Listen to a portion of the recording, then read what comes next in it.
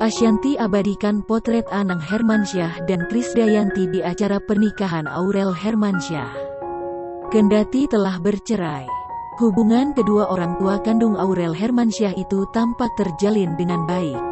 Atta Halilintar kini telah resmi menjadi suami Aurel Hermansyah. Akad nikah keduanya berlangsung pada Sabtu tanggal 3 April tahun 2021.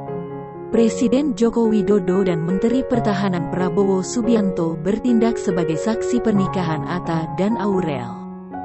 Pada momen itu pula teka-teki mengenai sosok yang mendampingi Aurel di pelaminan akhirnya terkuak. Sosok tersebut adalah istri Anang Hermansyah sekaligus ibu sambung Aurel, Ashanty.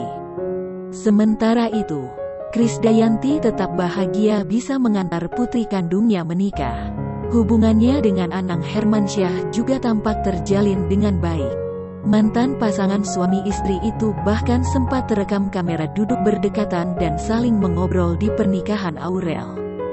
Kamera kemudian mengarah ke samping kanan dan memperlihatkan Anang duduk di dekat Krisdayanti.